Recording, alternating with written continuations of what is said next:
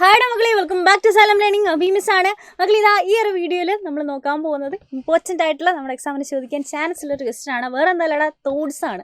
അപ്പോൾ തോട്ട്സ് എന്ന് പറഞ്ഞാൽ ഒരാളുടെ ചിന്തകളെ പറ്റിയിട്ട് എഴുതാനാണ് അല്ലേ. അപ്പോൾ നമ്മളിതാ 2 യൂണിറ്റ് പഠിച്ചു. അപ്പോൾ ഈ ഒരു യൂണിറ്റിൽ നിന്ന് ഫസ്റ്റ് യൂണിറ്റ് നമ്മൾ നോക്കിക്കഴിഞ്ഞാൽ നമ്മളോട് ചെസ്റ്ററിൻ്റെ തോട്ട്സ്, അല്ലാന്നുണ്ടെങ്കിൽ ചെസ്റ്ററിൻ്റെ അമ്മയുടെ തോട്ട്സ്, ഇങ്ങനെയുള്ള ക്വസ്റ്റ്യൻസ് ചോദിക്കാം. സെക്കൻഡ് യൂണിറ്റ് നമ്മളോട് എടുത്തു കഴിഞ്ഞാൽ വേണമെന്നുണ്ടെങ്കിൽ നമുക്ക് ആര്യ ഇൻ ദ കോക്പിറ്റ് ആ ഒരു ചാപ്റ്ററിലുള്ള തോട്ട്സ് നമ്മളോട് ചോദിക്കാം. അല്ലാന്നുണ്ടെങ്കിൽ ട്രെയിനിൻ്റെ ചാപ്റ്ററിലുള്ള The Little Engine That Could എന്ന് പറയുന്ന ചാപ്റ്ററിലുള്ള ആ ട്രെയിനിൻ്റെ തോട്ട്സ് ഒക്കെ ചോദിക്കാം. അപ്പോൾ തോട്ട്സ് എന്ന് പറയുന്ന ഒരു ക്വസ്റ്റ്യൻ ഇമ്പോർട്ടൻ്റ് ആണ്, നമ്മുടെ ഒരു എക്സാമിന് റിപ്പീറ്റഡ്ലി ചോദിക്കുന്ന ഒരു ടൈപ്പ് ഓഫ് ക്വസ്റ്റ്യൻ ആണ്. സോ ഈ ഒരു വീഡിയോയിൽ നമ്മൾ നോക്കാൻ പോകുന്നതും എങ്ങനെയാണ് തോട്ട്സ് ചോദിച്ചാൽ എഴുതേണ്ടതെന്നാണ്. സോ ഈ ഒരു ക്വസ്റ്റ്യൻ നോക്കിക്കേടാ. The little train tried hard. നമ്മുടെ ലിറ്റിൽ ട്രെയിൻ സ്റ്റാർട്ട് ആവാൻ വേണ്ടിയിട്ട് ഭയങ്കരമായിട്ട് ട്രൈ ചെയ്യുന്നുണ്ട്.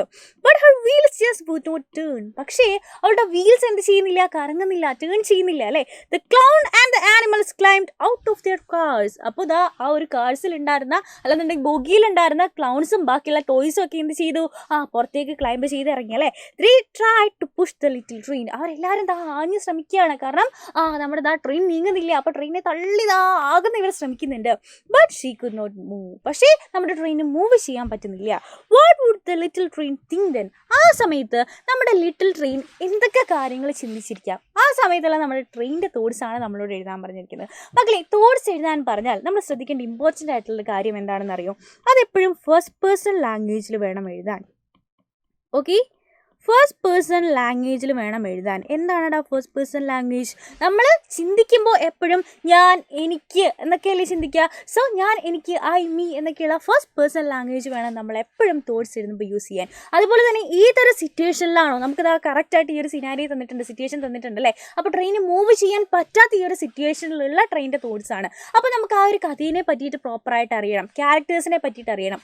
ഏത് സിറ്റുവേഷനിലെ തോട്ട്സ് ആണോ എഴുതാൻ പറഞ്ഞിരിക്കുന്നത് ആ സിറ്റുവേഷൻ നമ്മൾ മനസ്സിലാക്കി ആ സമയത്ത് തോട്ട്സ് എന്ത് ചെയ്യണം, ഫസ്റ്റ് പേഴ്സൺ ലാംഗ്വേജിൽ വേണം എഴുതാൻ. അപ്പോൾ മിസ് എപ്പോഴും പറയാറുണ്ട്, തോട്ട്സ് എഴുതാനായിട്ട് സിമ്പിളായിട്ടൊരു വേ എന്താണെന്ന് വിചാരിച്ചാൽ നമ്മൾ ആ ഒരു സിറ്റുവേഷനിൽ സങ്കല്പിക്കുക, ആ ട്രെയിൻ നമ്മളാണെന്ന് സങ്കല്പിക്കുക. അങ്ങനെയാണെന്നുണ്ടെങ്കിൽ നമ്മൾ ആ സമയത്ത് എന്തൊക്കെ ചിന്തിച്ചിരിക്കാം, ആ കാര്യങ്ങൾ തോട്ട്സ് ആക്കി എഴുതി കഴിഞ്ഞാൽ സിമ്പിളായിട്ട് നമുക്ക് എന്ത് ചെയ്യാം, ആൻസർ ചെയ്യാം. സോ ഈ ഒരു ക്വസ്റ്റൻ എങ്ങനെ ആൻസർ ചെയ്യണം എന്ന് മിസ് പറഞ്ഞുതരാം.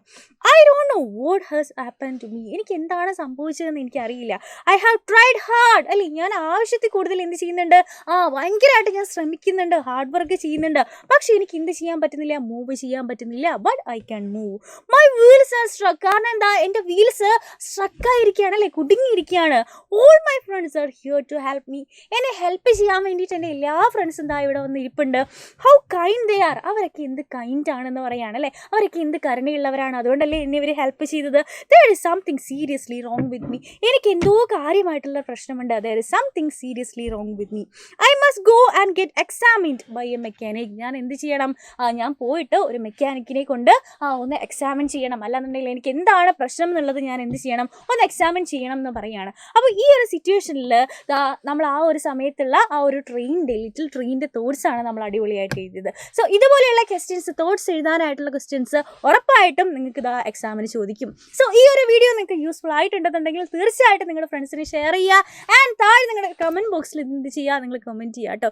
സോ നമുക്ക് ഇതുപോലെയുള്ള യൂസ്ഫുൾ വീഡിയോസ് ആയിട്ട് ഇനിയും കാണാം. അതുവരെ bye bye and take care.